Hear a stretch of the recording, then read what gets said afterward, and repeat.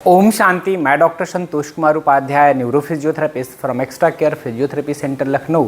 दोस्तों, आज इस वीडियो में हम लोग बात करेंगे ग्लूटियल एमेनेशिया के विषय में या डेड बर्ड सिंड्रोम के विषय में। दोस्तों, जैसे आप नाम से ही जानते हैं कि ग्लूटियस मसल से रिलेटेड प्रॉब्लम है, तो यदि ग्लूटियल मसल में प्रॉब्लम होती है तो सिम्टम्स क्या आता है दोस्तों? जैसे कि मसल की फायरिंग कम होने की वजह से ग्लूटियल मसल में पेन होना, पीछे थाई के एरिया में पेन होना, कभी कभी तो काफ के एरिया तक पेन पहुंच जाता है पैरों में, या फिर ग्लूटियल एरिया में टिंगलिंग सेंसेशन फील होना, या फिर कई बार बैठ के खड़ा होने में पेन होना, या फिर स्टेयर क्लाइंबिंग करते वक्त पेन होना।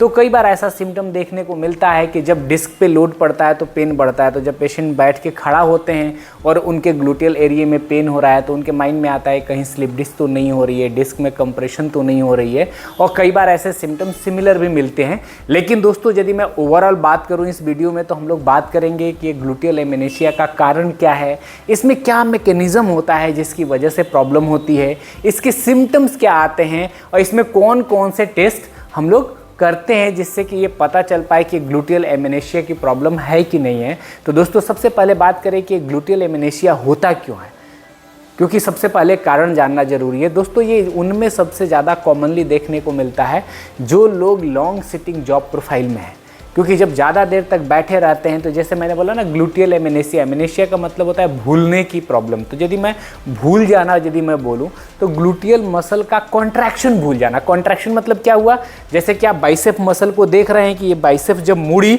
तो ये मसल में टेंशन क्रिएट हुआ, तो इसकी जो टेंशन होता है इसको हम फायरिंग बोलते हैं, कितनी ज़्यादा फायरिंग है और कितना ज़्यादा इसमें पावर आ रहा है। तो सेम इसी तरीके से चूंकि हम बैठे होते हैं तो ऐसे कंडीशन में क्या होता है, जैसे आप देखेंगे कि ये आगे हिप का एरिया हमारा छोटा हो गया और पीछे वाला पूरा ओवर स्ट्रेच हो गया। तो कई बार ऐसा देखने को मिलता है कि लॉन्ग सिटिंग जॉब प्रोफाइल की वजह से हमारा इंटीरियर एरिया में क्या हो जाती है, टाइटनेस हो जाती है, ग्लूट्स के एरिया में क्या हो जाती है, वीकनेस हो जाती है, इनहिबिशन हो जाता है, या फायरिंग कम हो जाती है। तीनों चीज़ें एक ही तरह का सिमिलर प्रोनाउंस करती है। तो एक तरह से ये हो गया कि हमारा ग्लूटियल मसल का काम करना कम हो गया या ग्लूटियल मसल कॉन्ट्रैक्शन करना भूल गई। अब इसमें सबसे बड़ी बात क्या होती है दोस्तों कि चूंकि ग्लूटियल मसल का काम क्या है, सबसे पहले ये जानना जरूरी है। हमारे पैर को पीछे की तरफ ले जाना, यानी कि हिप का एक्सटेंशन करना, यानी यदि हम खड़े हैं तो अपने बॉडी के लोअर एरिया को पीछे लेके जाना, इसका मेन काम है। या फिर जब हम सीढ़ी चढ़ते हैं, रनिंग करते हैं, ऐसे कंडीशन में लोअर लिम्ब की ये बहुत ही स्ट्रॉन्ग मसल है, पैर को पीछे ले जाने में ये हेल्प करती है, अपने पोस्चर को मेंटेन करने में हेल्प करती है। इवन देन ये इतनी ज़्यादा यूजफुल है दोस्तों कि यदि कोई खड़ा व्यक्ति आगे झुक के कोई सामान भी उठा रहा है तो ट्रंक को वापस यदि आना है, तो यदि पीछे ग्लूट्स की मसल स्ट्रॉन्ग नहीं होगी तो ऊपर उठने में उन्हें बहुत दिक्कत होगी, और पेल्विक जो है, खड़ा होने पे पेल्विक उनका इंटीरियर शिफ्ट कर जाएगा, क्योंकि आगे की मसल टाइट हो जाएगी और पीछे के मसल वीक होने का मतलब दो चीज़ें हैं, या तो ये टाइट हो जाए तब भी पीछे वीक हो जाएगी, या फिर यदि पीछे वाली वीक है तो आगे वाली ऐसे ही आगे की तरफ पुल करने लगती है, जिससे कि एंटीरियर पेल्विक टिल्ट की प्रॉब्लम भी हो जाती है। और कई बार पेशेंट आते हैं, हमें ये भी बताते हैं कि डॉक्टर साहब कई बार मैं बैठता हूँ तो मुझे लगता है कि एक बटक ऊपर और नीचे है, या फिर इस तरफ की मसल की फायरिंग अच्छी नहीं लगती है। ज़्यादा देर बैठने पे हमारे जो ग्लूट्स की मसल है, जो हमारे बटक की मसल है, इसमें सुन्नपन भी कभी कभी फील होने लगती है, और खड़ा होकर थोड़ा चलता हूँ तो बेटर फील करने लगता हूँ। तो दोस्तों, ये जो ग्लूटियल एमेनेशिया की प्रॉब्लम है, जो हमारे ग्लूट्स मसल की फायरिंग कम होने की वजह से ये प्रॉब्लम देखने को मिलती है। एक और प्रॉब्लम क्या होती है कि जब व्यक्ति बैठा है तो जब हम खड़ा होते हैं तो हमारा ग्लूटियल मसल की फायरिंग अच्छी नहीं होती है। तो ऐसे कंडीशन में हेमस्ट्रिंग मसल और हेमस्ट्रिंग के साथ साथ पेरिफॉर्मिस मसल दोनों ओवर एक्टिव हो जाती है, ओवर फायरिंग करती है, और इसके एक्टिविटी को मेंटेन करने में वो ज़्यादा काम करती है, जिसकी वजह से वो टाइट हो जाती है। तो ओवरऑल यदि मैं बात करूं तो ग्लूटियल मसल की फायरिंग कम होने से तीन चीज़ें इन्वॉल्व हुई। एक तो हिप का फ्लेक्सर पे प्रॉब्लम आया, दूसरा हमारे हेमस्ट्रिंग पे फ़र्क आ रहा है, और हमारी पेरिफॉर्मिस मसल पे आ रहा है। तो इसकी वजह से हमारा टाइटनेस और पेन इस एरिया में भी देखने लगता है।